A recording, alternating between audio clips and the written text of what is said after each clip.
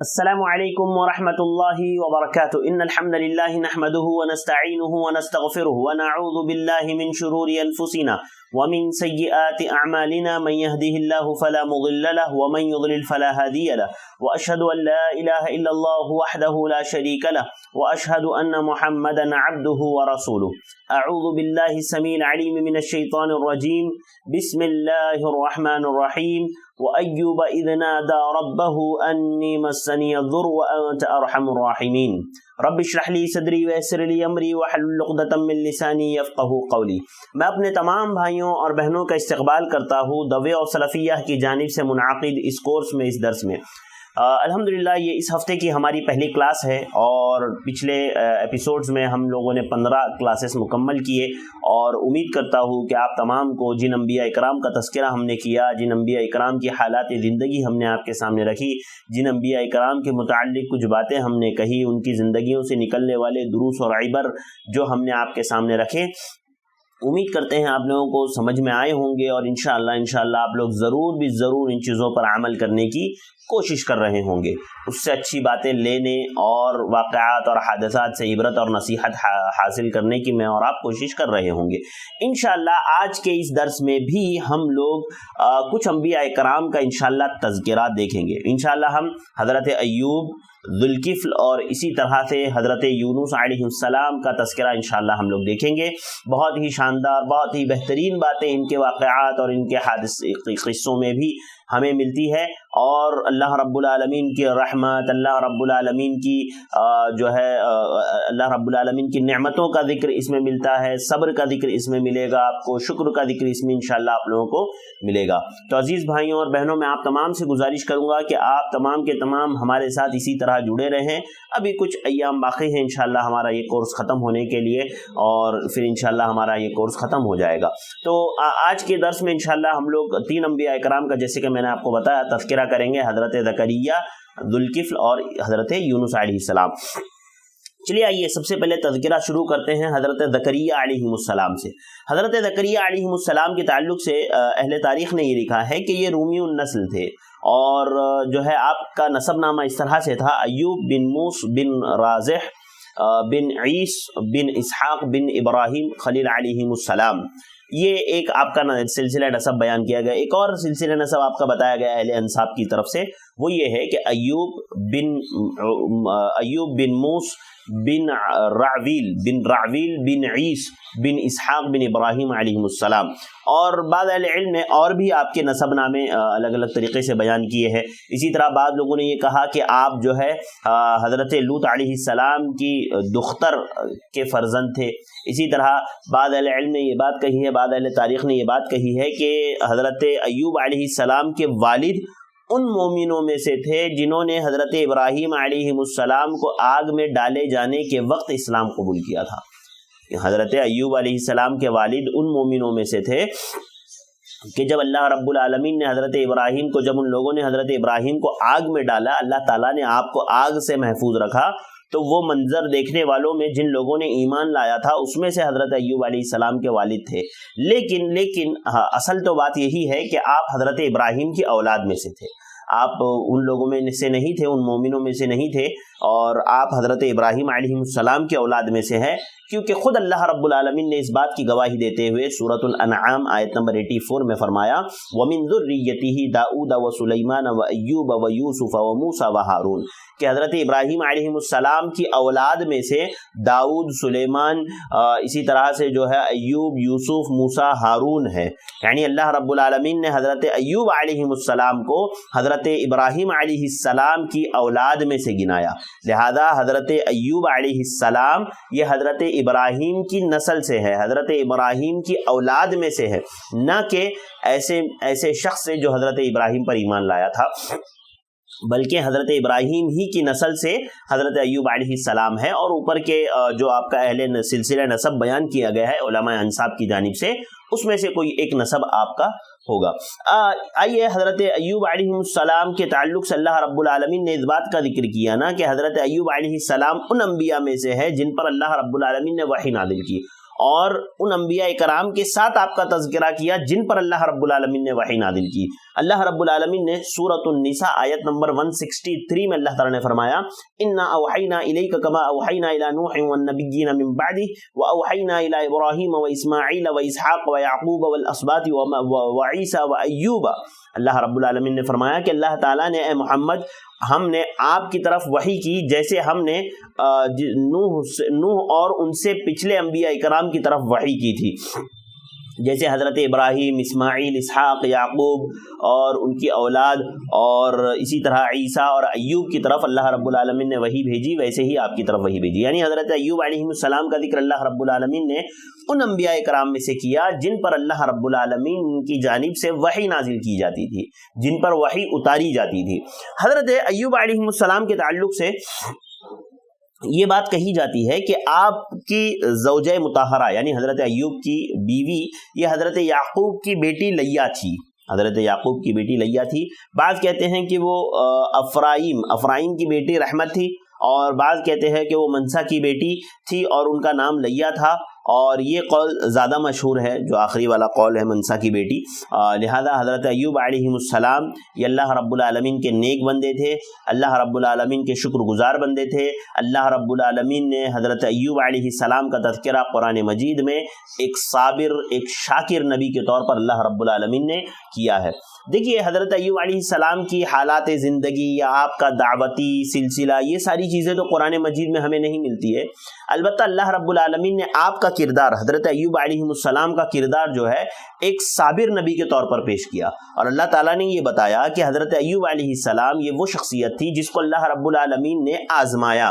اولاد میں کمی کے ذریعے سے، مال میں کمی کے ذریعے سے، چوپایوں میں کمی کے ذریعے سے، زمین و جائیداد میں کمی کے ذریعے سے، صحت میں کمی کے ذریعے سے۔ اللہ رب العالمین نے آپ کو بیماری میں مبتلا کیا، آپ سے دی گئی ساری نعمتیں چھین لی، اس کے باوجود حضرت ایوب علیہ السلام نے صبر کیا۔ امام ابن کثیر رحمہ اللہ نے آپ کی آزمائش کے تعلق سے بیان فرمایا ہے، اور امام ابن کثیر یہ روایت صحیح ہے کہ اللہ رب العالمین نے آپ کو بہت زیادہ مال دے رکھا تھا، اللہ تعالیٰ نے آپ کو بہت زیادہ اعلی اولاد دے رکھے تھے، اور بہت زیادہ مال سے، مویشیوں سے، جانوروں سے اللہ رب العالمین نے آپ کو نواز رکھا تھا، اور اللہ تعالیٰ نے جب آپ کی آزمائش کا ارادہ کیا حضرت ایوب علیہ السلام کی، تو آپ سے آپ کا سب سے پہلے مال اللہ رب العالمین نے چھینا، آپ کے مویشی ایک کے بعد ایک وفات پاتے گئے، قتل جو ہے مرتے گئے، اس کے بعد آپ کے گھر والے ازواج مطہرات، آپ کی اولاد جو ہے ایک کے بعد ایک وفات پاتی گئی، حتیٰ کہ اہل علم نے لکھا ہے، امام ابن کثیر رحمہ اللہ نے ذکر کیا کہ آپ کے پاس صرف اور صرف ایک بیوی بچی، ایک بیوی بچی، ساتھ ہی ساتھ آپ کی جسمانی صحت کے ذریعے سے بھی آپ کو آزمایا گیا، یعنی آپ بیمار ہو گئے، آپ تکلیف میں آ گئے، اتنی تکلیف کہ جس کو برداشت نہیں کیا جا سکتا، جس کو بیان نہیں کیا جا سکتا، حد سے زیادہ تکلیف، اور وہ ایک بیوی آپ کی خدمت کرتی، حتیٰ کہ آپ کی جو ہے ضروریات پوری کرنے کے لیے وہ دوسرے مجبور لوگوں کے یہاں کام کیا کرتی تھی، اور حضرت ایوب علیہ السلام کی وہ بیوی جو ہے آپ کی خدمت کیا کرتی تھی۔ لہذا حضرت ایوب علیہ السلام جب بہت زیادہ بیمار ہو گئے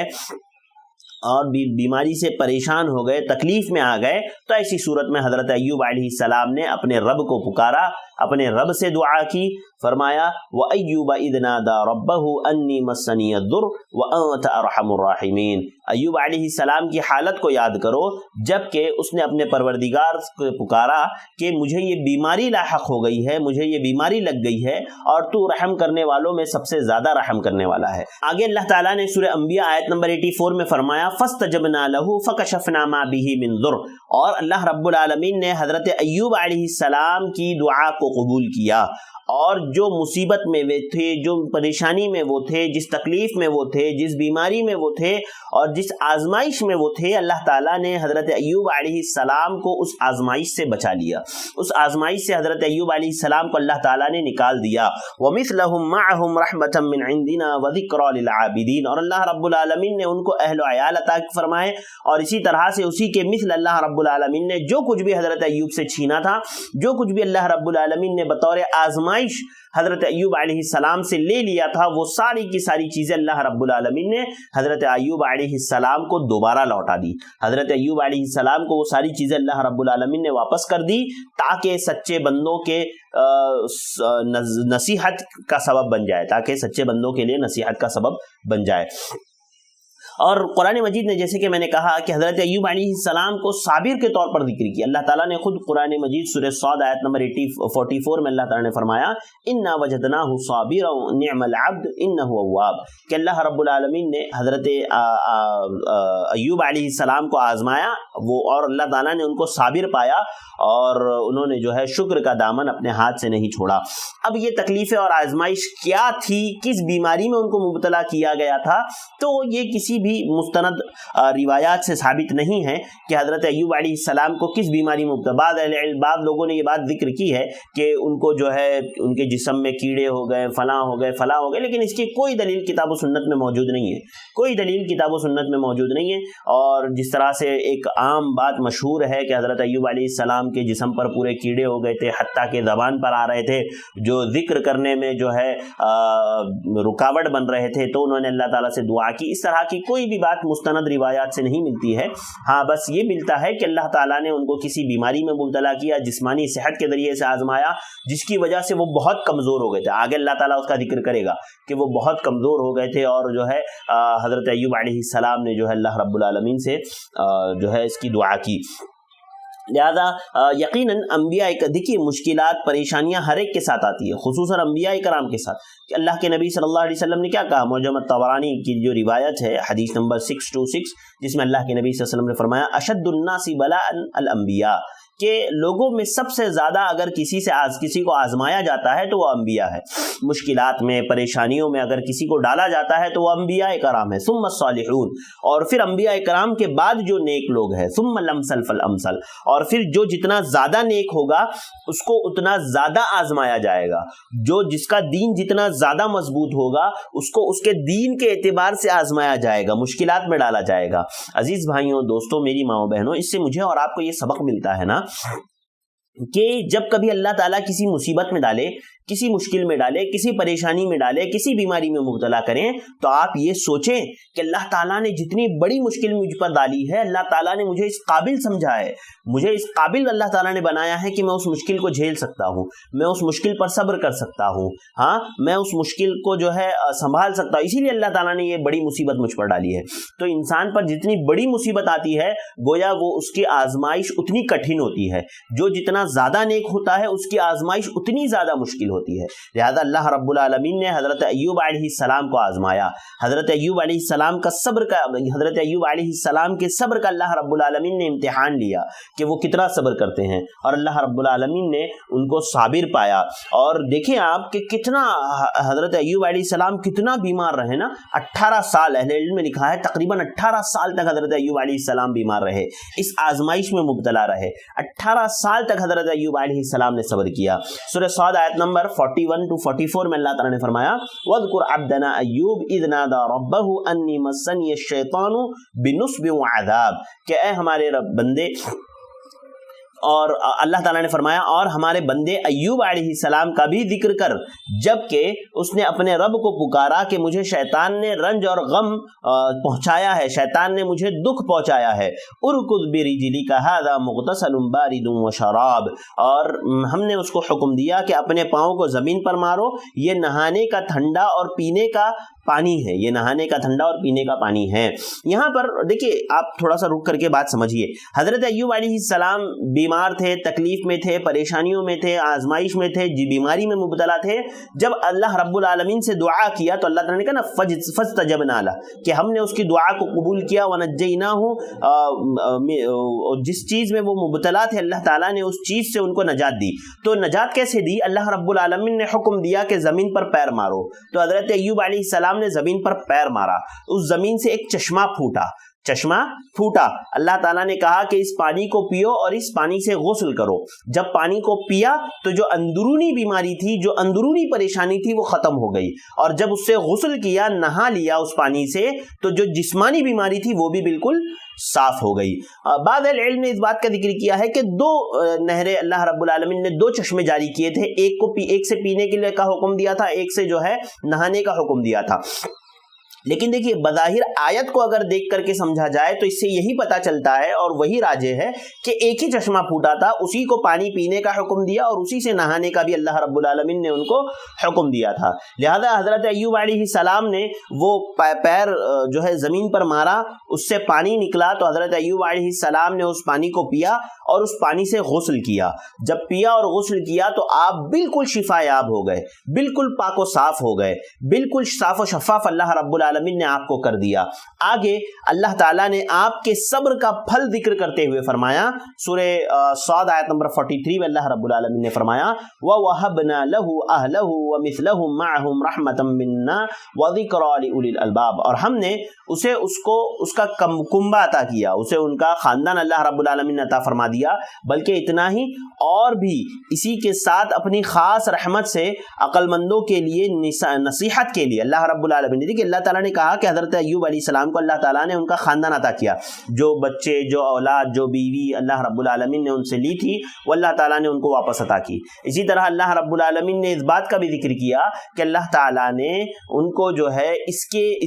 جتنا اللہ تعالیٰ نے لیا تھا وہ پورا کا پورا واپس کیا، مزید اپنی رحمت سے اللہ تعالیٰ نے ان کو دیا تاکہ غور کرنے والوں کے لیے نشانی ہو، عقل مندوں کے لیے نصیحت ہو، جاننے والوں کے لیے نصیحت ہو۔ لہذا اللہ رب العالمین نے حضرت ایوب علیہ السلام کو جو ہے یہ ساری چیزیں عطا کی۔ اور اگلی آیت نمبر 44 میں اللہ رب العالمین نے اس بات کا ذکر کیا کہ ایوب علیہ السلام نے قسم کھائی تھی، اس قسم کا ذکر اللہ رب العالمین نے کرتے ہوئے فرمایا وَخُذْ بِيَدِكَ ضِغْثًا فَاضْرِب بِهِ وَلَا تَحْنَثْ وَإِنَّا وَجَدْنَاهُ صَابِرًا نِعْمَ الْعَبْدُ إِنَّهُ أَوَّابٌ۔ اللہ رب العالمین نے کہا کہ اپنے ہاتھوں میں تنکوں کی ایک مٹھی جھاڑو لے لو، یعنی جھاڑو کی جو کاڑیاں ہوتی ہے، تنکے جو ہوتے ہیں جھاڑو کے، آپ نے دیکھا ہوگا پہلے کے جو جھاڑو ہوتے تھے تو اس میں ایسے ایک ایک تنکے ہوتے تھے، ایک ایک جھاڑ کے ایک ایک حصے ہوتے تھے، لہذا ان تنکوں کا ایک جھاڑو لیجئے اللہ رب العالمین نے کہا اور اس سے ماریے، مار کر کے اپنی قسم کو سچ کر دکھائیے، اپنے قسم کے خلاف نہ کیجئے۔ اور ہم نے جو ہے ایوب علیہ السلام کے تعلق سے اللہ تعالیٰ نے کہا انا وجدناہ صابرا، کہ ہم نے حضرت ایوب کو صبر کرنے والا پایا، نعم العبد انہ اواب، وہ بڑا نیک بندہ تھا اور بڑی ہی رغبت رکھنے والا تھا۔ اب یہ واقعہ کیا ہے، جھاڑو کے تنکوں کا کیا معاملہ ہے؟ تو دیکھیے اہل تفسیر نے اس بات کا ذکر کیا ہے کہ حضرت ایوب علیہ السلام جب بیمار تھے تو اپنی بیوی کی کسی ایک حرکت کی وجہ سے وہ ناراض ہو گئے تھے، اپنی بیوی کی جو ان کی خدمت کر رہی تھی اس کی کسی وجہ سے وہ ناراض ہو گئے تھے اور انہوں نے یہ قسم کھائی تھی کہ میں ٹھیک ہو جاؤں گا تو تجھے 100 کوڑے لگواؤں گا، تجھے 100 کوڑے لگاؤں گا۔ جب حضرت ایوب علیہ السلام ٹھیک ہو گئے تو وہ بیوی جو حضرت ایوب علیہ السلام کی خیرخواہ تھی، غم گسار تھی،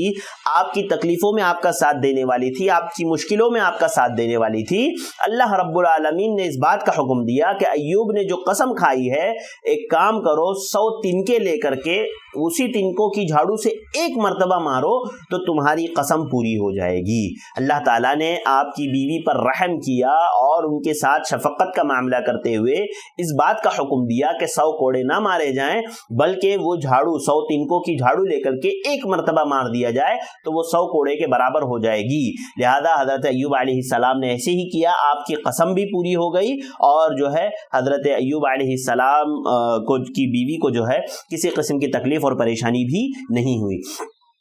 اسی طرح مزید اللہ رب العالمین نے آپ کو انعامات سے نوازا۔ پتہ ہے حضرت ایوب علیہ السلام وہ نبی ہے جن کے اوپر سونے کی بارش ہوئی، سونے کی ٹڈیوں کی بارش ہوئی۔ سوچیے آج کے دور میں ہمارے یہاں ہو تو کیا حال ہوگا ہمارا، ہاں، سونے کی جو ٹڈیاں تھیں نا اس کی بارش حضرت ایوب علیہ السلام کے اوپر ہوئی جب وہ غسل کر رہے تھے۔ اللہ کے نبی صلی اللہ علیہ وسلم نے فرمایا، صحیح بخاری کی روایت ہے، حدیث نمبر 279، جس میں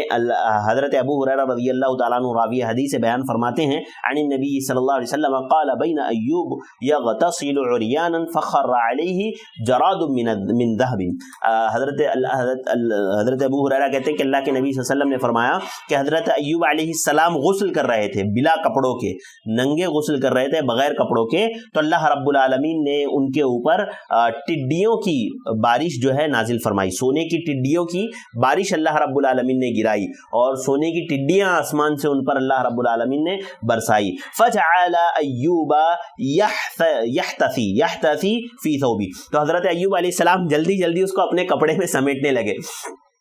دیکھیے آپ کہیں جو ہے چلے جائیے جہاں پر بہت سارے زمین پر پیسے پڑے ہو یا پیسے گر رہے ہو, تو ظاہر سی بات ہے آپ نے دیکھا ہوگا بہت جگہوں پر اس طرح کے ویڈیوز بھی آتے ہیں کہ کوئی پیسہ ایسا اڑا رہا ہے اور لوگ اس کو سمیٹ رہے ہیں, کیونکہ انسان کی چاہت ہوتی ہے. اسی لیے اللہ کے نبی صلی اللہ علیہ وسلم نے کہا نا کہ بنی آدم کا پیٹ صرف اور صرف مٹی بھر سکتی ہے, ما ملأ بطن ابن آدم الا التراب, کہ ابن آدم کا پیٹ صرف اور صرف مٹی بھر سکتی ہے. اگر اسے ایک احد پہاڑ کے برابر سونا دے دیا جائے نا تو وہ دوسرے کی خواہش کرے گا, دوسرا دے دیا جائے تو تیسرے کی خواہش کرے گا. آج آپ سوچ رہے ہو آپ کے پاس 1 لاکھ روپے مل جائے گا تو بہت اچھا ہوگا, پھر 1 مل جائے گا 1 لاکھ مل جائے گا تو آپ خواہش کرو گے 1 کروڑ کی, 1 کروڑ آپ کو مل جائے گا تو آپ خواہش کرو گے, اور 10 کروڑ ملے ہوتے تو اور مزہ آتا, پھر 10 کروڑ بھی آپ کو مل جائیں گے تو آپ خواہش کرو گے 100 کروڑ کی, کہ 100 کروڑ ملے ہوتے تو مزہ آتا. لہذا یہ خواہش, یہ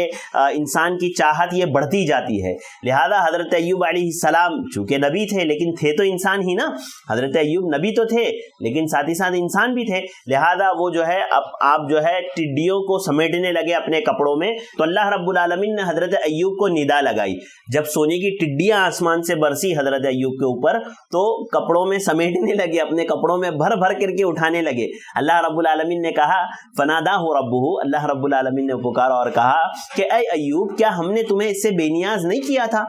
کیا ہم نے تمہیں ان پیسوں سے, مال سے, دولت سے, جائیداد سے کیا تمہیں ہم نے بے نیاز نہیں کیا تھا؟ تو حضرت ایوب علیہ السلام نے فرمایا بلا وعزتی کا, اے اللہ رب العالمین یقیناً تو نے مجھے بے نیاز کیا تھا تیری عزت کی قسم. لیکن آگے فرمایا ولیکن لا اغنی بی عن برکتی کا, لیکن اے اللہ رب العالمین میں تیری برکت سے تو بے نیاز نہیں ہو سکتا نا, یہ تو تیری برکت ہے جو تو مجھے دے رہا ہے. لہذا اللہ رب العالمین نے حضرت ایوب علیہ السلام کے اوپر آسمان سے سونے کی ٹڈیوں کی بارش نازل فرمائی اور حضرت ایوب نے اس کو جمع کیا. دیکھیں صبر کا یہ پھل ہوتا ہے, انسان جب مشکلات میں گھرا ہو, پریشانیوں میں گھرا ہو اور وہ صبر کرے نا تو اللہ تعالیٰ اس کو نعم البدل عطا کرتے. انشاءاللہ آگے جب اس کے دروس اور عبر پہ میں بات کروں گا تب انشاءاللہ آپ کو بتاؤں گا کہ کس طرح سے اللہ رب العالمین صبر کا بہترین پھل دیتا ہے. کہتے ہیں نا صبر کا پھل میٹھا ہوتا ہے, یقیناً ہوتا ہے. اگر حقیقت میں انسان صبر کر لے اور صحیح طریقے سے صبر کرے جیسے کرنا چاہیے تو ایسی صورت میں اللہ رب العالمین اس کو جو ہے ضرور بھی ضرور اللہ تعالیٰ اس کو جو ہے نعمت عطا کرتے ہیں, اللہ تعالیٰ اپنی جانب سے اس کو نعمت دیتے ہیں. تو اللہ رب العالمین نے حضرت ایوب علیہ السلام کو ان کے صبر کے بدلے میں بہت ساری نعمتیں عطا کی. حضرت ایوب علیہ السلام, دیکھیں قرآن مجید میں اللہ حضرت ایوب علیہ السلام کا اتنا ہی تذکرہ ملتا ہے, اور اسی طرح صابر اور شاکر کے طور پر اللہ رب العالمین کا بندہ, صابر شاکر بندے کے طور پر آپ کا تذکرہ ملتا ہے. اہل مورخین نے, اہل تاریخ نے, امام جریر وغیرہ نے اس بات کا ذکر کیا ہے کہ حضرت ایوب علیہ السلام کی جب وفات ہوئی تو آپ کی عمر جو ہے 93 سال تھی. البتہ واللہ عالم, لیکن پہلے کے لوگوں کی عمریں کافی لمبی ہوا کرتی تھی. باقی واللہ عالم اہل علم نے اس بات کا ذکر کیا, اس کی کوئی صراحت اور کوئی جو ہے, لیکن المنتظم فی التاریخ الامم والملوک میں جو صاحب کتاب ہے انہوں نے یہ بات کہی ہے کہ اس سے زیادہ تھی, یعنی 100 سے زیادہ عمر حضرت ایوب علیہ السلام نے پائی تھی. جب حضرت ایوب علیہ السلام کی وفات کا وقت آیا تو آپ نے اپنے بعد اپنے بیٹے حومل کو نصیحت کی اور ان کو جو ہے اپنا جو ہے جانشین مقرر کیا. لیکن بعد اہل علم نے کہا کہ نہیں, اس کے بعد آپ نے اپنے بیٹے بشر بن ایوب کو اپنا جانشین مقرر کیا, اور اسی کو, انہی کو, بشر بن ایوب ہی کو اہل علم نے ذوالکفل کہا ہے, اور کہا کہ یہی ذوالکفل ہے. واللہ عالم, اس کا کوئی ثبوت, کوئی صراحت کتاب و سنت سے نہیں ملتی ہے, البتہ بعض اہل علم نے اس بات کا ذکر کیا ہے. تو یہ تھا حضرت ایوب علیہ السلام کا تذکرہ جو میں نے آپ کے سامنے رکھا. آئیے حضرت ایوب کی زندگی سے حاصل ہونے والے دروس اور عبر پر ایک مرتبہ نظر ڈال لیتے ہیں. سب سے پہلی جو نصیحت, عبرت ہمیں حاصل ہوتی ہے حضرت ایوب علیہ السلام کی زندگی سے, وہ صبر, استقامت اور شکر کی, اور صبر اور شکر کا پیکر تھے حضرت ایوب علیہ السلام. कैसे अल्लाह रब्बुल आलमीन ने इब्तिला में, आजमाइश में मुब्तला किया आपको। अल्लाह ताला ने माल के ज़रिए से, जायदाद के ज़रिए से, बीवी बच्चों के ज़रिए से आजमाया। हज़रत अय्यूब अलैहिस्सलाम ने जज़ा व फ़ज़ा करने के बजाय अल्लाह रब्बुल आलमीन पर के इस फैसले पर सब्र किया, अल्लाह रब्बुल आलमीन की इस आजमाइश पर सब्र किया, और अल्लाह रब्बुल आलमीन से सिर्फ़ और सिर्फ जो है किसी भी किस्म की गिला शिकवा अल्लाह रब्बुल आलमीन से नहीं किया, बल्कि सब्र करते हुए अल्लाह ताला से दुआ की। अल्लाह रब्बुल आलमीन ने इसीलिए हज़रत अय्यूब के ताल्लुक से कहा इन्ना वजदनाहु साबिरा, कि हमने अय्यूब को सब्र करने वाला पाया। और आप देखिए हज़रत अय्यूब के सब्र के बदले में अल्लाह ताला ने कितनी नेमतें उनको अता की। पहले तो जो नेमतें छीन ली थी वो नेमतें सारी वापस कर दी, माल दौलत जायदाद अहलो अयाल सब कुछ अता कर दिया। साथ ही साथ अल्लाह ताला ने मजीद उनको अता किया, आसमान से टिड्डियों की, सोने की टिड्डियों की बारिश नाजिल फरमाई। अगर बंदा सब्र करता है, हकीकी सब्र करता है, तो अल्लाह ताला जरूर उसको उसका बदला देता है। आइए मैं आपको सीरतुन नबी से एक वाकया सुनाता हूँ जो बहुत ही शानदार, बहुत ही जानदार वाकया है और अपने अंदर बहुत सारी इबरतें, नसीहतें लिए हुए हैं। देखिए हजरत उम्मे सलमा रज़ी अल्लाह तआला अन्हा के शौहर हजरत अबू सलमा की वफात हो जाती है। अल्लाह के नबी सल्लल्लाहु अलैहि वसल्लम उनके पास आते हैं और कहते हैं कि जब किसी मुसलमान को कोई मुसीबत लाहक हो तो उसे ये दुआ पढ़नी चाहिए, इन्ना लिल्लाहि व इन्ना इलैहि राजिऊन, अल्लाहुम्मा अजुरनी फी मुसीबती वख्लिफ ली खैरम मिन्हा, कि ए अल्लाह तू मुझे इस मुसीबत में अज्र दे और मुझे इसके बदले में, इससे जो है निअमुल बदल अल्लाह रब्बुल आलमीन तू मुझे अता फरमा। अल्लाह के नबी सल्लल्लाहु अलैहि वसल्लम ने जब ये बात बयान फरमाई कि उम्मे सलमा तुम ये दुआ करो कि अल्लाह ताला मुझे इस मुसीबत में अज्र दे और निअमुल बदल मुझे अता फरमा, तो हज़रत उम्मे सलमा रज़ी अल्लाह तआला अन्हा कहती है कि जब मैंने अल्लाह के नबी सल्लल्लाहु अलैहि वसल्लम की ये बात सुनी तो मेरे दिल में ये बात आई कि अबू सलमा से बेहतर शौहर मुझे कहाँ मिल सकता है। कैसे मुमकिन है कि अबू सलमा से बेहतर शौहर मुझे मिल जाए। होता है ना, इंसान की कोई नेमत छिन जाए तो वो ये सोचता है कि इससे बेहतर नेमत मुझे कैसे मिल सकती है और कहाँ मिल सकती है। लिहाजा हजरत उम्मे सलमा रज़ी अल्लाह तआला अन्हा ने भी यही सोचा कि दुआ तो मैं कर रही हूँ, लेकिन चूंकि अबू सलमा इतने अच्छे शौहर थे, इनसे बेहतर शौहर मुझे कैसे मिल सकता है। लेकिन उम्मे सलमा रज़ी अल्लाह तआला अन्हा चूंकि मोमिना थी, अल्लाह के नबी सल्लल्लाहु अलैहि वसल्लम की बातों पर मुकम्मल ईमान था, कहा कि नहीं मैं सब्र करूंगी और अल्लाह रब्बुल आलमीन से निअमुल बदल अता करूंगी। लिहाजा हजरत उम्मे सलमा ने सब्र किया, अल्लाह रब्बुल आलमीन से निअमुल बदल मांगा। अल्लाह रब्बुल आलमीन ने इतना बेहतरीन बदला दिया, इतना बेहतरीन बदला दिया कि अल्लाह ताला ने क़यामत तक पैदा होने वाले मुसलमानों की माँ उम्मे सलमा रज़ी अल्लाह तआला अन्हा को बना दिया। और हज़रत उम्मे सलमा कहती है कि अबू सलमा की वफ़ात के कुछ वक्त ही गुजरा था कि मुझे अल्लाह के नबी सल्लल्लाहु अलैहि वसल्लम का पैगाम निकाह आ गया। अल्लाह के नबी ने मुझे निकाह का पैगाम भेजा। जब ये पैगाम मुझ तक पहुंचा तब मुझे एहसास हुआ कि अल्लाह ताला ने यकीनन मुझे उससे बेहतर बदला अता किया। अबू सलमा से अच्छे शौहर अल्लाह रब्बुल आलमीन ने मुझे अता किए। तो अगर इंसान सब्र करता है, इंसान अल्लाह रब्बुल आलमीन की तकदीर से राजी होता है, जज़ा व फ़ज़ा नहीं करता है, बुरा भला नहीं कहता है, तो ऐसी सूरत में अल्लाह ताला ज़रूर भी ज़रूर उसको निअमुल बदल अता करते हैं, जैसे उम्मे सलमा रज़ी अल्लाह तआला अन्हा को अता किया। ये सही मुस्लिम की रिवायत है, हदीस नंबर 918 9118 सही मुस्लिम। इसी तरह हज़रत अय्यूब अलैहिस्सलाम की ज़िंदगी से एक नसीहत मुझे और आपको ये मिलती है ना कि इंसान को बीमारी हो, तकलीफ़ हो, कितनी ही बड़ी बीमारी में आप क्यों ना मुबतला हो, अल्लाह ताला से दुआ करो। आपको चाहे कैंसर हो जाए, चाहे आपकी किडनियाँ फेल हो जाए, चाहे कितनी ही बड़ी बीमारी में, अल्लाह ना करे हम कोई बीमारी में मुबतला हो, अल्लाह ताला हम तमाम को सेहत, आफियत, तंदुरुस्ती अता करे और हालत सेहत ही में अल्लाह ताला हमको मौत अता करे, आमीन। अगर हमारी मौत आए तो हालत सेहत में आए, तंदुरुस्ती में आए, ताकि हम अच्छे से सजदे कर रहे हों, ताकि हम अच्छे से इबादत कर रहे हो, ऐसी हालत ही में अल्लाह रब्बुल आलमीन हमारी मौत आए तो ऐसी ही हालत में आए, लिहाजा आमीन। लेकिन देखिए कैसा है ना, आती है बीमारियां आती है, क्योंकि हम जिस दौर से गुजर रहे हैं तरह तरह की बीमारियों का, वबाओं का दौर है, लिहाजा जो है बीमारियां आती हैं, वबाएं आती हैं, परेशानियां आती हैं, तकलीफें आती हैं। आदमी को चाहिए कि अल्लाह ताला से दुआ करे, जैसे हजरत अय्यूब अलैहिस्सलाम ने अल्लाह ताला से दुआ की थी, व अय्यूब इज़ नादा रब्बहु अन्नी मस्सनी अद्दुर व अंता अर्हमुर राहिमीन। हजरत अय्यूब अलैहिस्सलाम ने अपने रब को पुकार करके कहा कि अल्लाह ताला मुझे बीमारी लाहक हो गई और तू रहम करने वालों में सबसे ज्यादा रहम करने वाला है। तो इससे एक दुआ हमें मिलती है, ये दुआ हर मुसलमान को याद करनी चाहिए, दुआए अय्यूब।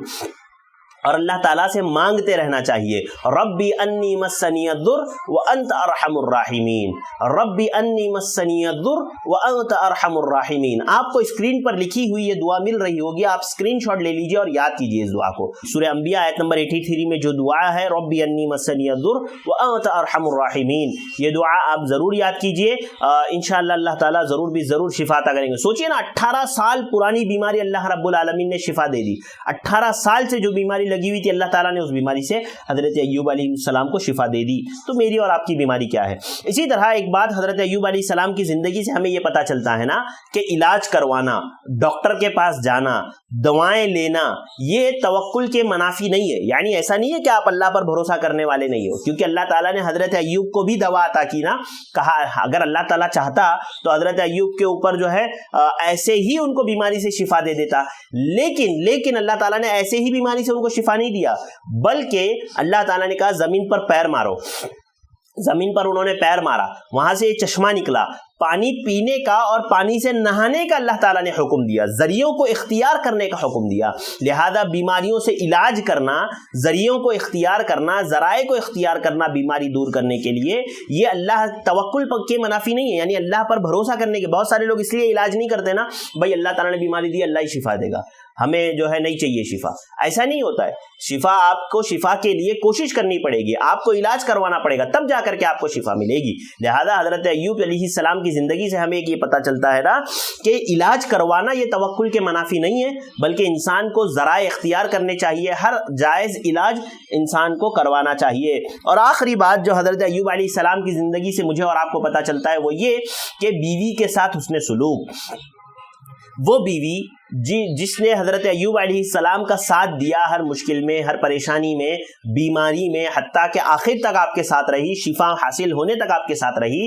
اس بیوی کو حضرت ایوب علیہ السلام نے 100 کوڑے مارنے کا ارادہ کیا تھا. اللہ رب العالمین نے کہا کہ نہیں ایسا نہ کرو، بلکہ 100 جھاڑو کی تیلیوں سے انہیں مارو، اور ایک مرتبہ مار دو 100 تیلیوں سے آپ کا کام ہو جائے گا. حضرت ایوب علیہ السلام نے آہستہ سے مارا اور کام ختم ہو گیا، یعنی پورا ادا ہو گیا. لہذا حسن سلوک کا ہمیں درس ملتا ہے کہ جو ہے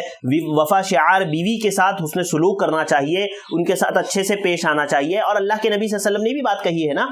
حدیث ہے سنن ترمذی کی حدیث نمبر 3895 اللہ کے نبی صلی اللہ علیہ وسلم فرمایا خیرکم لاہلی وانا خیرکم اہلی. تم میں سے سب سے بہتر وہ ہے جو اپنے گھر والوں کے لیے بہتر ہو، اور میں تم میں اپنے گھر والوں کے لیے سب سے زیادہ بہتر ہوں. لہذا انسان باہر پہلوان بن کر کے گھومے اور اندر آ کر کے بھی پہلوانی گیری کرے اور بیوی بچوں کو مارے توڑے ان پر ظلم کرے تو وہ پہلوانی نہیں ہے، وہ مردانگی نہیں ہے، بلکہ وہ تو ظلم کر رہے ہو آپ. ہاں لہذا گھر میں انسان کو چاہیے کہ وہ نرمی سے پیش آئے، وہ گھر والوں کے ساتھ نرمی سے پیش آئے، بیوی بچوں کے ساتھ نرمی سے پیش آئے، ان کے ساتھ اچھے اخلاق سے پیش آئے. یہ اچھے اخلاق ہے. یہ ناظرین یہ چند باتیں تھی جو حضرت ایوب علیہ السلام کی زندگی سے میں نے آپ کے سامنے ذکر کی. مزید آپ جتنا چاہے اس سے دروس اور عبر حاصل کر سکتے ہیں. آگے بڑھتے ہیں چونکہ ہمارے پاس وقت کم ہے اور ابھی ہمیں حضرت ذوالکفل اور حضرت یونس علیہ السلام کا تذکرہ بھی دیکھنا ہے. آئیے اگلے نبی کی طرف بڑھتے ہیں. ہمارا اگلے جو نبی ہے جن کا ذکر ہم لوگ کریں گے وہ ذوالکفل علیہ السلام ہے. اللہ رب العالمین نے قرآن مجید میں آپ کا تذکرہ صرف اور صرف 2 جگہ پر کیا ہے، 2 ہی جگہوں پر آپ کا تذکرہ آیا ہے. اللہ تعالیٰ نے سورہ انبیاء آیت نمبر 85 اور 86 میں اللہ تعالیٰ نے فرمایا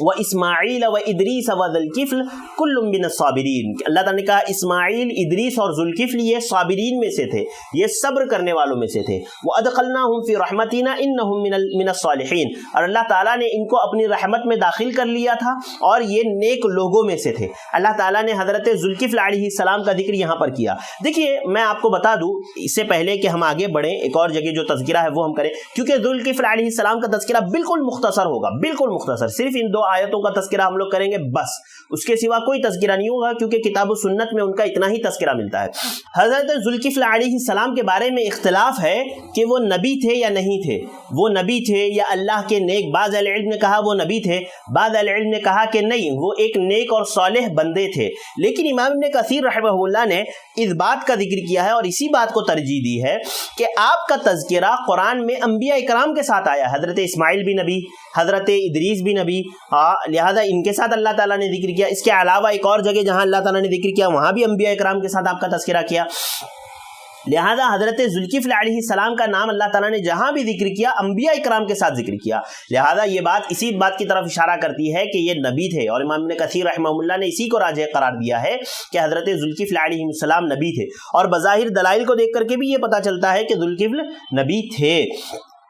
البتہ ان کے نبوت کے تعلق سے کافی اختلاف رہا ہے اہل علم کے درمیان۔ اور اس کے بعد اللہ رب العالمین نے ایک اور جگہ حضرت ذوالکفل علیہ السلام کا ذکر کرتے ہوئے اللہ رب العالمین نے فرمایا سورہ صاد آیت نمبر 45 سے 48 میں اللہ تعالیٰ نے فرمایا وَاذْكُرْ عَبْدَنَا إِبْرَاهِيمَ وَإِسْحَاقَ وَيَعْقُوبَ أُولِي الْأَيْدِي وَالْأَبْصَارِ، کہ ہمارے بندے ابراہیم، اسحاق، یعقوب علیہ السلام کا بھی لوگوں سے ذکر کرو جو ہاتھوں اور آنکھوں والے تھے۔ اللہ تعالیٰ نے فرمایا اِنَّا أَخْلَصْنَاهُمْ بِخَالِصَةٍ ذِكْرَ الدَّارِ، کہ ہم نے ان کو ایک خاص یاد کے ساتھ، یعنی آخرت کی یاد کے ساتھ ہم نے ان کو خاص کر دیا تھا۔ وَإِنَّهُمْ عِنْدَنَا لَمِنَ الْمُصْطَفِينَ الْأَخْيَارِ، اور یہ سب ہمارے نزدیک برگزیدہ تھے، نیک تھے، صالح تھے، بہترین لوگ تھے یہ سب ہمارے نزدیک۔ پھر آگے اللہ تعالیٰ نے فرمایا وَاذْكُرْ إِسْمَاعِيلَ وَالْيَسَعَ وَذُو الْكِفْلِ، اللہ رب العالمین نے یہاں پر بھی حضرت ابراہیم، اسحاق، یعقوب کے ساتھ، اسماعیل کے ساتھ حضرت ذوالکفل کا ذکر کیا، اور فرمایا وَاذْكُرْ إِسْمَاعِيلَ وَالْيَسَعَ وَذُو الْكِفْلِ وَكُلٌّ مِّنَ الْأَخْيَارِ، کہ اسماعیل، یسع اور ذوالکفل یہ جو ہے اللہ رب العالمین کے بہترین لوگ تھے، لہذا اللہ رب العالمین نے یہاں پر حضرت ذوالکفل کا ذکر کیا۔ اب رہا حضرت ذوالکفل علیہ السلام کی زندگی کا تذکرہ، آپ کی زندگی کے حالات کا تذکرہ، آپ کی دعوت اور آپ کی جو ہے آپ کے معاملات کا تذکرہ، یہ کتاب و سنت میں کہیں بھی وارد نہیں ہوا ہے۔ آپ کی زندگی کا کوئی بھی حصہ اللہ تعالیٰ نے، کسی بھی گوشے کو اللہ تعالیٰ نے بیان نہیں کیا، جیسے حضرت زکریا کا اللہ تعالیٰ نے بیان کیا، آپ کی بیماری کا، آپ کے صبر کا، آپ کے شکر کا واقعہ جیسے اللہ تعالیٰ نے بیان کیا، ویسے کہیں بھی اللہ رب العالمین نے حضرت ذوالکفل کا کوئی بھی واقعہ بیان نہیں کیا۔ اسی لیے ہم اسی اختصاری تذکرے پر اور اسی مختصر سے تذکرے پر ہم اکتفا کرتے ہیں، اور ذوالکفل علیہ السلام کا تذکرہ ہم یہیں پر ختم کرتے ہیں۔ قرآن مجید میں اللہ تعالیٰ نے آپ کا ذکر دو ہی جگہوں پر کیا ہے، جس کا میں نے آپ کے سامنے تذکرہ کر دیا، اور دونوں جگہ اللہ رب العالمین نے آپ کی تعریف کی ہے، آپ کو نیک کہا ہے، آپ کو صالح کہا ہے، ہاں، اور آپ کی تعریف ہی اللہ رب العالمین نے بیان کی ہے۔ ناظرین، جس اگلے نبی کا تذکرہ انشاءاللہ ہم لوگ کرنے والے ہیں وہ حضرت یونس علیہ السلام ہیں، اور حضرت یونس علیہ السلام، سب سے پہلے آئیے یونس ابن متہ آپ کا پورا نام ہے، آپ کے فضائل اور مناقب دیکھ لیتے ہیں۔ حضرت یونس علیہ السلام کے فضائل میں سب سے پہلے سورہ صافات آیت نمبر 139 میں اللہ تعالیٰ نے فرمایا وَإِنَّ يُونُسَ لَمِنَ الْمُرْسَلِينَ، کہ یونس یہ اللہ رب العالمین کے رسولوں میں سے تھے، اللہ رب العالمین کے پیغمبروں میں سے تھے۔ اسی طرح اللہ کے نبی صلی اللہ علیہ وسلم نے فرمایا، حضرت عبداللہ ابن عباس رضی اللہ تعالیٰ عنہ راوی حدیث ہے، صحیح بخاری حدیث نمبر 7539، صحیح بخاری 7539، حضرت عبداللہ ابن عباس رضی اللہ تعالیٰ عنہ بیان فرماتے ہیں کہ حدیث قدسی ہے، اللہ کے نبی نے فرمایا کہ اللہ تعالیٰ فرماتا ہے، کیا فرماتا ہے اللہ رب العالمین؟ لا ينبغي لعبد ان يقول انه خير من يونس بن متى وَنَسَبَهُ إِلَىٰ أَبِيهِ، اللہ کے نبی صلی اللہ علیہ وسلم نے فرمایا کہ اللہ تعالیٰ فرماتا ہے کہ کسی بندے کے لیے یہ مناسب نہیں ہے کہ وہ یہ بات کہے کہ میں یونس ابن متہ سے جو ہے بہتر ہوں، کہ کسی بھی بندے کے لیے مناسب نہیں ہے کہ وہ یہ بات کہے کہ میں یونس ابن متہ سے بہتر ہوں۔ اور جو ہے آگے اللہ رب العالمین نے فرمایا کہ ان کو ان کے والد کی طرف نسبت دی۔ عزیز بھائیوں، میری ماں و بہنوں، یہاں پر دیکھیے اللہ رب العالمین اس بات کا حکم دے رہا ہے کہ اپنے آپ کو یونس ابن متہ سے بہتر قرار نہ دو، اچھا قرار نہ دو، بالکل قرار نہیں دیا جا سکتا، بالکل نہیں کہا جا سکتا، خود اللہ رب العالمین نے اس بات کا حکم دیا ہے۔ ایک روایت جس میں اللہ کے نبی صلی اللہ علیہ وسلم نے خود یہ بات کہی ہے کہ مجھے، یعنی اللہ کے نبی کو یونس بن متہ سے بہتر قرار نہ دیا جائے، صحیح بخاری کی حدیث ہے، حدیث نمبر 3414 اور 3415 اور 3415 میں اللہ کے نبی صلی اللہ علیہ وسلم نے، حضرت ابو ہریرہ رضی اللہ تعالیٰ عنہ راوی حدیث بیان فرماتے ہیں کہ اللہ کے نبی صلی اللہ علیہ وسلم نے فرمایا کہ تم لوگ جو ہے مجھے، اصل میں حدیث کے الفاظ اس طرح سے ہیں نا کہ حضرت ابو ہریرہ کہتے ہیں کہ ایک یہودی اپنا سامان بیچ رہا تھا اور اس کو سامان بیچتے وقت اپنے من مرضی کے مطابق اس کو قیمت نہیں مل پا رہی تھی، سامان کی قیمت اس کو اپنی من مرضی کے مطابق نہیں مل پا رہی تھی، تو اس نے قسم کھا کر کے کہا کہ قسم ہے اس ذات کی جس نے موسیٰ کو تمام لوگوں میں برگزیدہ بنایا، تمام لوگوں نے موسیٰ کو نیک اور صالح بنایا یا تمام لوگوں میں موسیٰ کو افضل بنایا۔ تو ایک انصاری صحابی وہاں کھڑے ہو کر کے بات سن رہے تھے، ان کو غصہ آیا، انہوں نے ایک تماچا مارا اس یہودی کو اور کہا کہ تم موسیٰ کو تمام پر فضیلت قرار دیتے ہو، یعنی ان کا یہ کہنا تھا کہ اللہ کے نبی سب سے افضل ہے، تم نے موسیٰ کو کیسے افضل قرار دے دیا، اور زور سے ایک تھپڑ لگایا ان کو۔ تو اس یہودی نے آ کر کے اللہ کے نبی سے شکایت کی، اللہ کے نبی صلی اللہ علیہ وسلم غصہ ہو گئے، آپ سخت غصہ ہو گئے، آپ کے چہرے کا رنگ بدل گیا اور آپ نے فرمایا کہ تم لوگ انبیاء اکرام کو آپس میں ایک دوسرے پر فضیلت نہ دیا کرو، انبیاء اکرام کو آپس میں ایک دوسرے پر فضیلت ایسے نہ دو۔ اللہ کے نبی نے فرمایا کہ جب کل قیامت کے دن سور پھونکا جائے گا سب کے سب بے ہوش ہو جائیں گے، اور جب دوسری مرتبہ سور پھونکا جائے گا تو جو سب سے پہلے بیدار ہوگا، جو سب سے پہلے اٹھو گا، بے ہوشی سے بیدار ہوگا، وہ میں رہوں گا، اور میں دیکھوں گا کہ حضرت موسیٰ علیہ السلام بیدار ہے اور جو ہے اللہ کے عرش کو پکڑے ہوئے ہیں، اور پتہ نہیں، اللہ کے نبی نے کہا کہ مجھے پتہ نہیں کہ موسیٰ بے ہوش نہیں ہوئے، اللہ تعالیٰ نے وہ طور پر جو بے ہوش کیا تھا وہی ان کا بدلہ تھا، لہذا اللہ تعالیٰ نے اب یہ بے ہوش نہیں کیا یا سب سے مجھ سے پہلے یہ بے ہوشی سے اٹھ گئے، مجھے پتہ نہیں، لہذا حضرت موسیٰ جو ہے مجھ سے پہلے بیدار ہوں گے۔ اور اسی طرح آگے اللہ کے نبی سے فرمایا کہ تم لوگ مجھے حضرت یونس بن متیٰ سے بھی افضل قرار نہ دو، یعنی کتنا دیکھیے اہمیت، اللہ تعالیٰ نے تمام کو چھوڑ کر کے، اللہ کے نبی صلی اللہ علیہ وسلم نے تمام انبیاء کرام کو چھوڑ کر کے حضرت یونس ہی کا ذکر کیا، لہذا اس سے حضرت یونس علیہ السلام کی فضیلت، آپ کی جو ہے منزلت ثابت ہوتی ہے۔ اور یہ اللہ کے نبی صلی اللہ علیہ وسلم نے جو بات کہی نا کہ مجھے یونس ابن متیٰ سے بہتر قرار نہ دو، موسیٰ سے بہتر قرار نہ دو، یہ آپ کا تواضع، آپ کی خاکساری، ورنہ تو آپ افضل الانبیاء ہے، تمام انبیاء کرام میں سب سے افضل اللہ کے نبی ہے، یہ بات بالکل واضح ثابت اور اجماع ہے، اور یہ جو ہے واضح دلائل سے ثابت ہے۔ آئیے آپ کے نام و نسب کی طرف چلتے ہیں اور آپ کی بعثت کی طرف چلتے ہیں۔ حضرت یونس بن متیٰ عراق کے ایک مشہور شہر نینوا کی طرف مبعوث کیے گئے تھے، اور اس شہر کی آبادی 1 لاکھ سے زائد لوگوں کی تھی، اور اس شہر کے خندرات آج بھی جو ہے دریائے دجلہ کے مشرقی کنارے موصل شہر کے بالمقابل آج بھی موجود ہے۔ قرآن مجید نے حضرت یونس علیہ السلام کو صاحب الحوت کا لقب دیا، اسی طرح ذوالنون کا لقب دیا، صاحب الحوت بھی آپ کو قرآن مجید نے کہا، اسی طرح ذوالنون بھی آپ کو لقب دیا گیا قرآن مجید کے ذریعے سے۔ آپ کی دعوت اور قوم کا انکار، حضرت یونس علیہ السلام نے دریائے دجلہ کے مشرقی کنارے کی جانب واقع نینوا شہر کے باشندوں کو اللہ رب العالمین کی دین کی دعوت دی، ایک اللہ کی طرف بلایا، توحید کی دعوت دی، اللہ کو پکارنے کا حکم دیا، اللہ کو یاد کرنے کا حکم دیا، اللہ سے مدد مانگنے کا حکم دیا، لیکن قوم نے انکار کیا، قوم نے سراسر انکار کیا اور قوم نے آپ کی بات نہیں مانی۔ تو حضرت یونس علیہ السلام اپنی قوم سے غصہ ہو گئے اور آپ وہاں سے نکل گئے ان کو یہ کہہ کر کے کہ 3 دن بعد تم پر عذاب آئے گا۔ اللہ رب العالمین نے حضرت یونس کو بتایا، حضرت یونس نے قوم کو بتایا، اور آپ اپنی قوم میں سے چلے گئے۔ جب حضرت یونس وہاں سے چلے گئے تو قوم نے آپس میں مشورہ کیا کہ یونس نے کبھی جھوٹ نہیں بولا ہے آج تک، کیونکہ انبیاء کی زندگی تو واضح ہوتی ہے، کھلی کتاب کی طرح ہوتی ہے، لہذا حضرت یونس علیہ السلام نے کبھی ان سے جھوٹ نہیں بولا۔ انہوں نے آپس میں تذکرہ کیا اور پھر کہا کہ یقیناً اگر یونس نے کہا ہے تو ضرور اللہ کا عذاب آئے گا۔ جب آسمان پر بدلی آ گئی، عذاب کے بادل چھا گئے، عذاب کے بادل آ گئے، تب ان لوگوں نے جب بادلوں کو دیکھا اور سب کے سب نکل کر کے میدان میں آ گئے،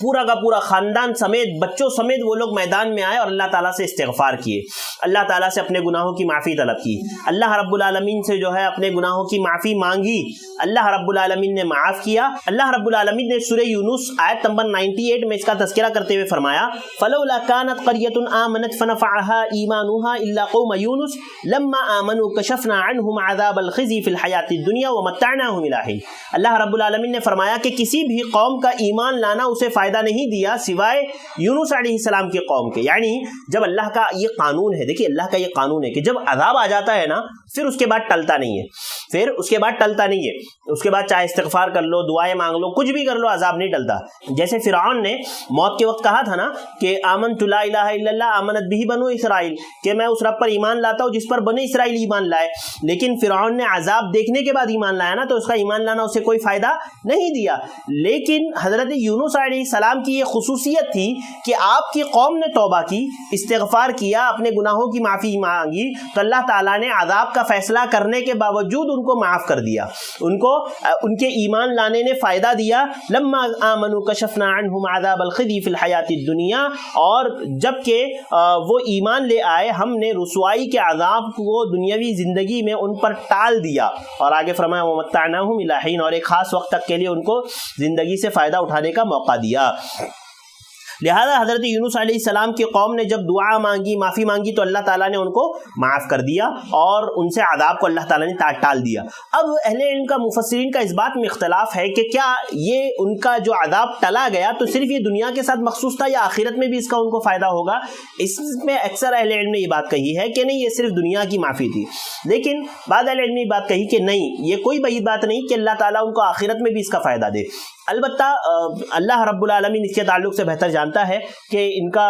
جو ایمان لانا ہے وہ ان کو صرف دنیا میں فائدہ دے گا یا آخرت میں بھی ان کو اس کا فائدہ ہوگا، یہ اللہ رب العالمین بہتر جانتا ہے. اللہ تعالیٰ نے سورہ صافات 147 148 میں اللہ تعالیٰ نے فرمایا وَأَرْسَلْنَاهُ إِلَى مِئَةِ أَلْفٍ أَوْ يَزِيدُونَ، کہ ہم نے انہیں 1 لاکھ اور اس سے بھی زیادہ آدمیوں کی طرف مبعوث کیا تھا، بھیجا تھا. فَآمَنُوا فَمَتَّعْنَاهُمْ إِلَى حِينٍ، پس وہ ایمان لائے اور ہم نے انہیں ایک زمانے تک عیش و عشرت دی. یعنی اللہ تعالیٰ نے اس بات کا تذکرہ کیا کہ وہ لوگ ایمان لائے. اس سے یہ بات ثابت ہوتی ہے کہ ہو سکتا ہے انہیں دنیا میں جو عذاب ان سے ٹل گیا آخرت میں بھی اس کا فائدہ ان کو ہو، یہ بالکل ممکن ہے. واللہ اعلم، یہ صرف اقوال ہے اور جو باتیں ہیں، بل البتہ اللہ رب العالمین نے اس بات کا ذکر کیا فآمنوا، کہ ان لوگوں نے ایمان لایا. اب یہ لوگ چونکہ تعداد بھی خود اللہ تعالیٰ نے بتا دی نا حضرت یونس کی قوم کی کہ وہ 1 لاکھ سے زیادہ تھے، یعنی 1 لاکھ تو تھے ہی تھے، اور جو ہے اللہ رب العالمین نے کہا کہ وَيَزِيدُهُمْ، اور اس سے بھی زیادہ وہ لوگ تھے. اب زیادہ کتنے تھے تو اس کے تعلق سے کوئی تحدید متعین نہیں کی گئی ہے. البتہ اللہ رب العالمین نے جو ہے حضرت یونس علیہ السلام کی قوم کو جب بچا لیا اور وہ تقریباً 1 لاکھ سے زیادہ لوگ تھے، تو حضرت یونس علیہ السلام جو قافلے، جو مسافر وہاں سے آتے جاتے تھے نا ان کی قوم کے پاس سے، تو حضرت یونس علیہ السلام ان سے جو ہے پوچھا کرتے تھے کہ میری قوم کا کیا حال ہے، میری قوم کا کیا حال ہے. جب ان کو پتا چل گیا کہ ان کی قوم سے عذاب ٹل چکا اللہ رب العالمین کا، اللہ تعالیٰ نے ان کو معاف کر دیا، تو ایسی صورت میں انہوں نے وہاں جانا پسند نہیں کیا جنہوں نے ان کا انکار کیا تھا. لہذا حضرت یونس علیہ السلام نے وہاں جانا پسند نہیں کیا اور وہ ایک کشتی میں سوار ہو گئے اور بیت المقدس آ گئے، پھر وہاں سے یافا گئے اور پھر وہاں سے ترشیش کی طرف وہ کشتی میں چڑھ گئے. وہ ترشیش کی طرف جب کشتی میں چڑھ گئے تو کشتی جو ہے تیز آندھی چلنے لگی اور کشتی جو ہے ہچکولے کھانے لگی، کشتی ہلنے لگی. تو کشتی کے ملاح نے کہا کہ بھائی کشتی سے سامان کم کرو، اور جو ہے سامانوں کو پانی میں ان لوگوں نے پھینک دیا. اس کے باوجود جو ہے کشتی کا ہلنا یا ہچکولے کھانا کم نہیں ہوا، تو ان لوگوں نے سمجھ لیا کہ کشتی میں ضرور کوئی ایسا شخص ہے جس کی جس کی وجہ سے یہ معاملہ ہو رہا ہے. لہذا ان لوگوں نے قرآن اندازی کی. اللہ تعالیٰ نے اس کا تذکرہ سورہ صافات آیت نمبر 139 سے 141 میں کیا اور فرمایا وَإِنَّ يُونُسَ لَمِنَ الْمُرْسَلِينَ، بلا شبہ یونس نبیوں میں سے تھے. اِذْ أَبَقَ إِلَى الْفُلْكِ الْمَشْحُونِ، جب وہ بھاگ کر پہنچے بھری ہوئی کشتی پر، فَسَاهَمَ فَكَانَ مِنَ الْمُدْحَضِينَ، اور پھر قرآن اندازی ہوئی تو یہ مغلوب ہو گئے.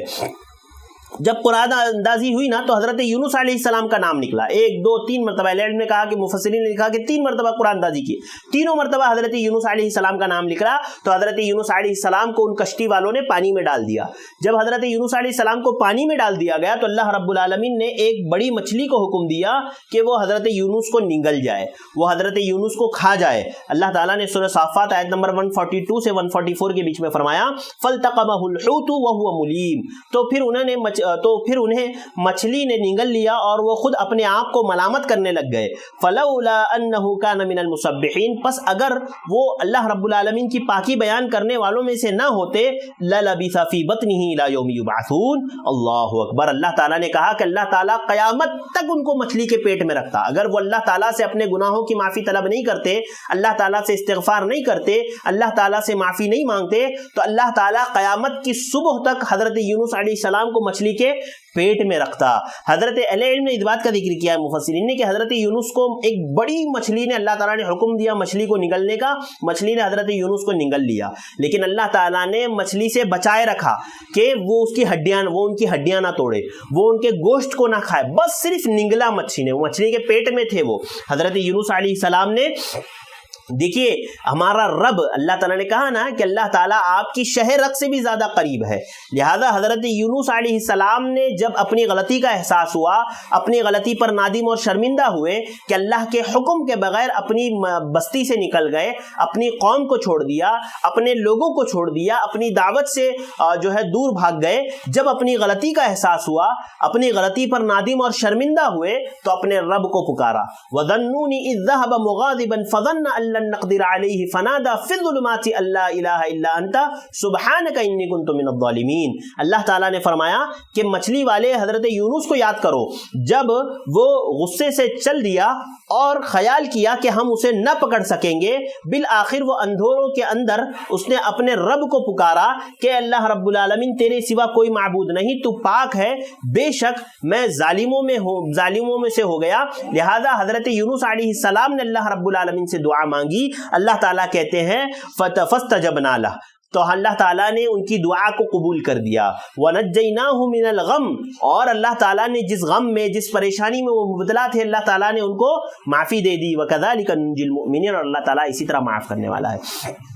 مومنوں کو۔ عزیز بھائیوں، میری ماؤں بہنوں، دیکھو حضرت یونس علیہ السلام کہاں تھے؟ آج ہمارے یہاں لوگ نا جو ہے اللہ تعالیٰ تک پہنچنے کے لیے وسیلے ڈھونڈتے ہیں، ہاں، کہ جیسے چھت پر چڑھنا ہو تو سیڑھی چاہیے، کسی بڑے بادشاہ سے بات کرنا ہو تو اس کے وزیر سے بات کرنا پڑے گا، اس طرح سے وہ لوگ کہتے ہیں کہ وسیلے چاہیے۔ آپ دیکھیں اللہ رب العالمین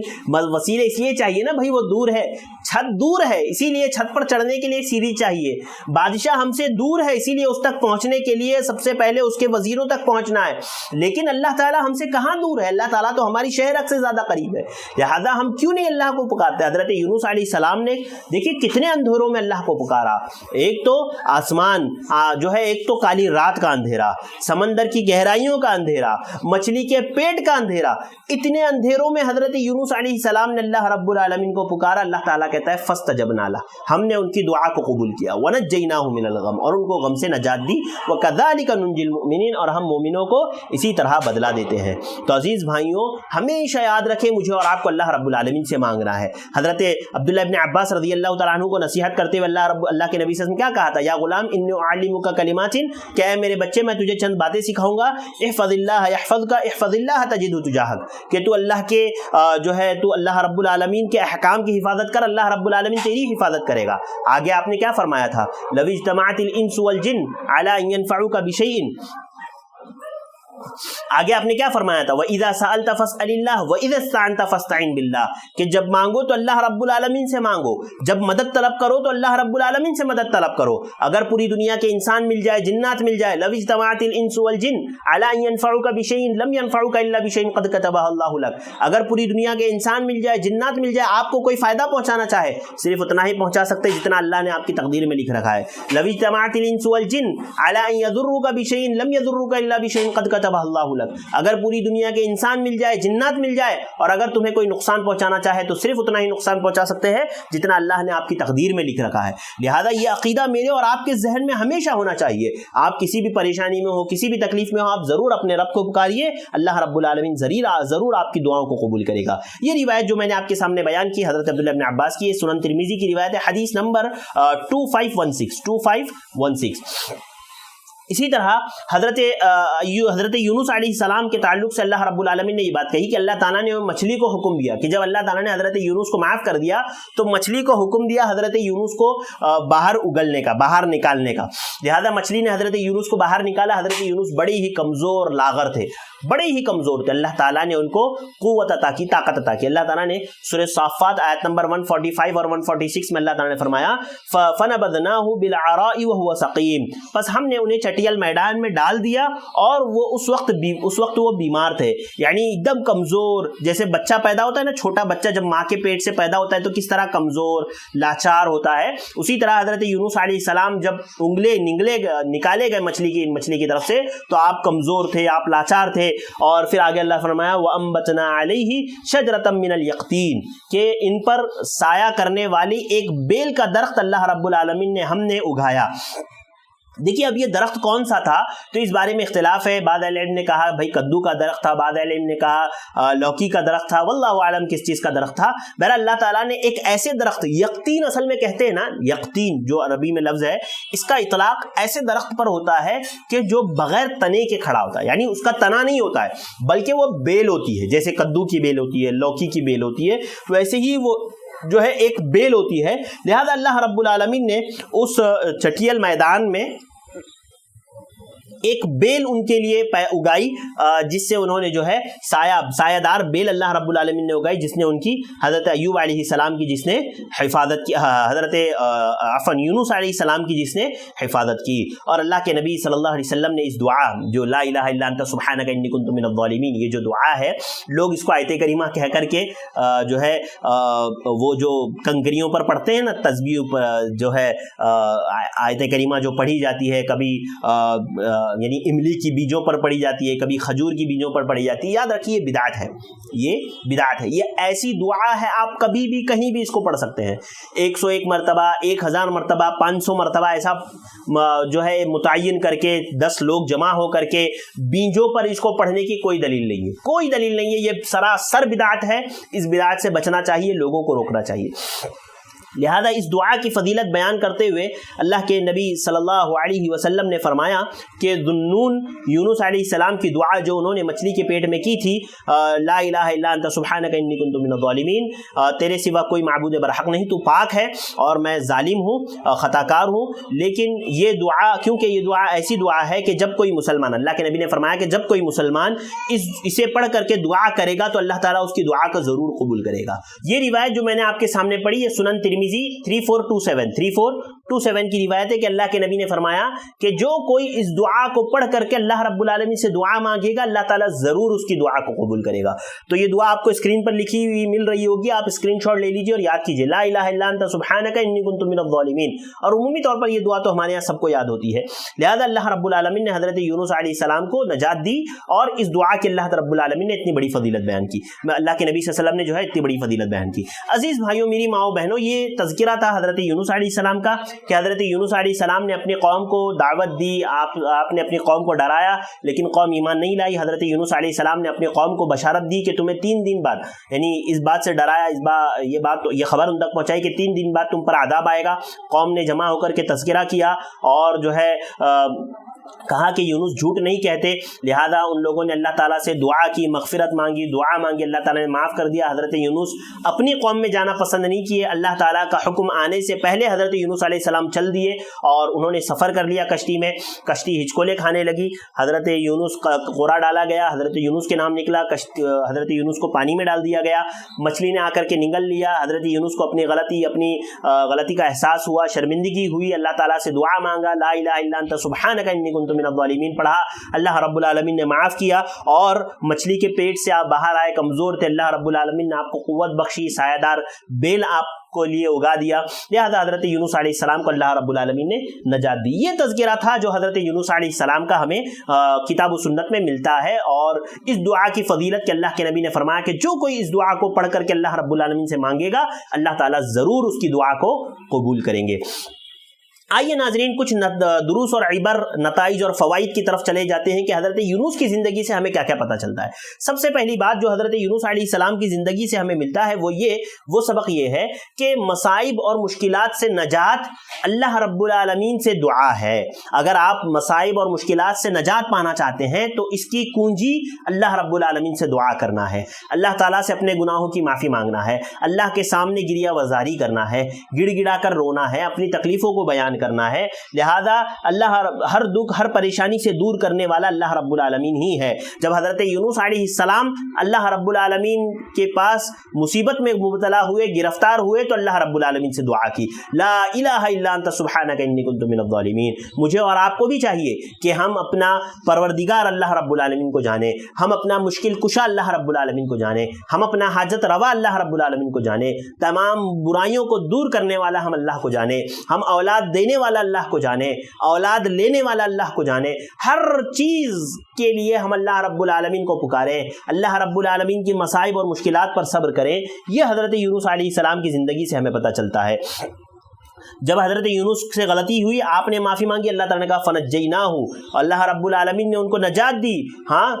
من الغم, اللہ رب العالمین نے کہا کہ اللہ تعالیٰ نے ان کو جو ہے غم سے نجات دی. اور آگے اور اسی طرح آپ دیکھیں نا کہ حضرت یونس علیہ السلام نے تو معافی مانگی, ساتھ ہی ساتھ آپ کی قوم نے بھی معافی مانگی نا, جب ان کو احساس ہوا, بدلی دکھی اور ان کو احساس ہوا کہ ہم پر ابھی اللہ رب العالمین کا عذاب آنا چاہتا ہے, لہذا انہوں نے بھی اللہ رب العالمین سے استغفار کیا, اپنے گناہوں کی معافی مانگی, تو اللہ تعالیٰ نے اس کے باوجود ان کو معاف فرما دیا اور ان کے ایمان نے ان کو فائدہ دیا, جبکہ کسی اور کو اس کے ایمان نے فائدہ نہیں دیا. اسی لیے اللہ کے نبی صلی اللہ علیہ وسلم کی وہ آپ حدیث ہمیشہ یاد رکھیں, وہ حدیث جو ایک مومن کو ہمت دیتی ہے, حوصلہ دیتی ہے, طاقت دیتی ہے, وہ حدیث آپ ضرور ہمیشہ یاد رکھیں. سنن ترمذی حدیث نمبر 3540 سنن ترمذی, وہ حدیث اس طرح سے ہے کہ اللہ کے نبی صلی اللہ علیہ وسلم نے فرمایا, قال اللہ تعالی, اللہ رب العالمین فرماتا ہے, یعنی حدیث قدسی ہے, اللہ کے نبی نے فرمایا, اللہ تعالیٰ فرماتا ہے, یا ابن آدم انک ما دعوتنی ورجوتنی, اے ابن آدم اگر تو مجھ سے دعائیں مانگے گا, مجھ سے امید لگائے گا, اگر تو مجھ سے دعائیں مانگے گا, اپنے گناہوں کی معافی کی امید لگائے گا, تو اللہ تعالیٰ فرماتا ہے غفرت لک, تو میں تجھے معاف کر دوں گا. ما کانا فیکا ولا ابالی, اور میں یہ نہیں دیکھوں گا کہ تیرے گناہ کتنے ہیں یا کس درجے کا تیرا گناہ ہے, میں نہیں دیکھوں گا, میں معاف کر دوں گا اگر تو مجھ سے گناہ کی معافی مانگتا ہے. آگے دیکھیے اللہ تعالیٰ کیا کہتے ہیں, اللہ کے نبی نے فرمایا, اللہ تعالیٰ کہتے ہیں, یا ابن آدم لو بلغت ذنوبک عنان السماء, اے ابن آدم اگر تیرے گناہ آسمان کو چھو رہے ہو, اللہ اکبر, یعنی تو نے اتنے گناہ کیے کہ وہ آسمان تک پہنچ رہے ہیں, آسمان کو چھو رہے ہیں اگر تیرے گناہ, ثم استغفرتنی, اور اگر تو مجھ سے اپنے گناہوں کی معافی طلب کرے گا, غفرت لک ولا ابالی, اللہ اکبر, اللہ تعالیٰ کہتے ہیں ہم تیرے گناہوں کو معاف کر دیں گے, ہم تیرے گناہوں کو معاف کر دیں گے. اگر تو آسمان تک تیرے گناہ پہنچ رہے ہیں, آسمان کو چھو رہے ہیں, اس کے باوجود اگر تو مجھ سے گناہوں کی معافی طلب کرتا ہے, تو اللہ تعالیٰ کہتے ہیں ہم تیرے گناہوں کو معاف کر دیں گے, اور ہم یہ پرواہ نہیں کریں گے کہ تیرے گناہ کس درجے کے ہیں یا کون سے گناہ تو نے کیا ہے. آگے فرمایا, ان یبن آدم انک لو اتیتنی بقراب الارض خطایا ثم لقیتنی لا تشرک بی شیئا لاتیتک بقرابها مغفرہ. اللہ اکبر, یا اللہ تیری رحمت وسیع ہے, اللہ رب العالمین تو غفور ہے, ہمارے گناہوں کو بخشنے والا ہے. اللہ تعالیٰ کہتے ہیں کہ اگر تو اے ابن آدم, اگر تو زمین بھر کر کے گناہ لے کر آ,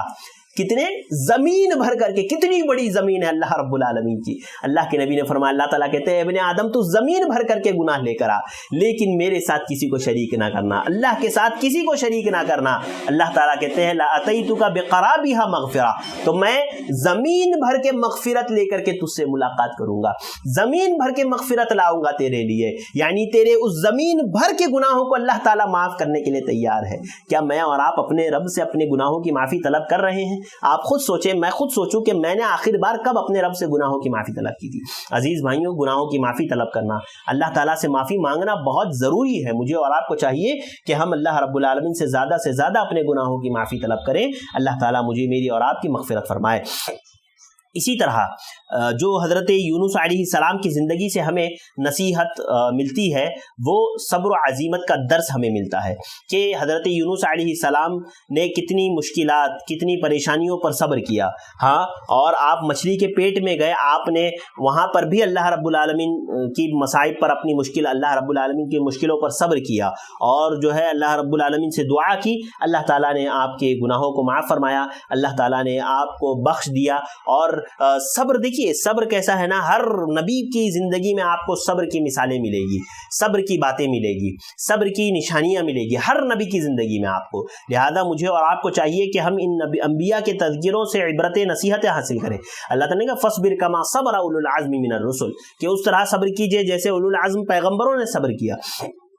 لہذا ہمیں بھی صبر کا دامن نہیں چھوڑنا ہے, صبر کا دامن پکڑ کے رکھنا ہے. اسی طرح اللہ رب العالمین کی رحمت سے نا امید نہیں ہونا ہے. کتنی ہی بڑی مشکل آ جائے, کتنی ہی پریشانی آ جائے, جیسے حضرت یونس مچھلی کے پیٹ کے اندر جانے کے بعد بھی نا امید نہیں ہوئے, اللہ تعالیٰ سے دعا کیا, اللہ تعالیٰ نے باہر نکلوایا. آپ کتنی ہی کٹھن پرستھتی میں ہو, کتنی ہی پریشانی میں ہو, کیسی بھی سچویشن میں ہو, آپ اللہ تعالیٰ سے دعا کریں, اللہ سے امید لگائے رکھیں. اللہ تعالیٰ ضرور میرے اور آپ کی غلطیوں کو, گناہوں کو معاف کر کے اللہ تعالیٰ ہمیں ہمیں ضرور بھی ضرور نجات عطا فرمائیں گے۔ تو ناظرین میرے بھائیوں اور بہنوں، یہ چند باتیں تھیں جو حضرت یونس علیہ السلام کی زندگی سے میں نے آپ کے سامنے رکھی۔ اور ایک آخری بات، ایک اور درس جو حضرت یونس علیہ السلام کی زندگی سے ہمیں ملتا ہے وہ یہ کہ اللہ کی نافرمانی انسان کو مشکلات سے دوچار کرتی ہے۔ اللہ کی ایک نافرمانی انسان کو مشکلات سے دوچار کرتی ہے۔ جیسے حضرت یونس علیہ السلام نے ایک اللہ کی نافرمانی، یعنی اللہ کے حکم آنے سے پہلے آپ وہاں سے نکل گئے، لہذا اللہ رب العالمین نے آپ کو مچھلی کے پیٹ تک پہنچا دیا۔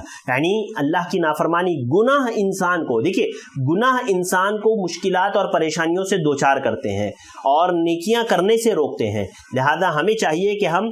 جو ہے گناہوں سے بچے رہیں، اللہ تعالیٰ سے دعائیں کرتے رہیں، اللہ تعالیٰ میری اور آپ کی مشکلوں کو، میرے گناہوں کو معاف فرمائے، اللہ تعالیٰ ہماری خطاؤں کو درگزر فرمائے، اللہ تعالیٰ ہماری مشکلوں کو دور فرمائے۔ ناظرین یہ 3 انبیاء کرام کا تذکرہ آج کے درس میں نے آپ کے سامنے رکھا، حضرت زکریا علیہ السلام، حضرت ذوالکفل اور اسی طرح حضرت یونس علیہ السلام کا تذکرہ ہم نے دیکھا۔ امید کرتا ہوں آپ بھائیوں اور بہنوں کو باتیں سمجھ میں آئی ہوگی اور آپ کو اس کورس سے فائدہ ہو رہا ہوگا، انشاءاللہ آپ کے علم میں اضافہ ہو رہا ہوگا۔ اللہ تعالیٰ مجھے اور آپ کو ان باتوں کو سننے، سمجھنے اور ان باتوں پر عمل کرنے کی توفیق عطا فرمائے، دروس اور عبر حاصل کرنے کی توفیق عطا فرمائے۔ اسی طرح دینی مجالس میں اللہ تعالیٰ مجھے اور آپ کو حاضری دیتے رہنے کی توفیق عطا فرمائے، آمین۔ ناظرین مجھے دیجیے اجازت، انشاءاللہ کل پھر ملاقات ہوگی کسی اور نبی کے تذکرے کے ساتھ، انشاءاللہ اگلے نبی کا تذکرہ ہم لوگ دیکھیں گے۔ مجھے دیجیے اجازت، انشاءاللہ پھر ملاقات ہوگی۔ السلام علیکم ورحمۃ اللہ وبرکاتہ۔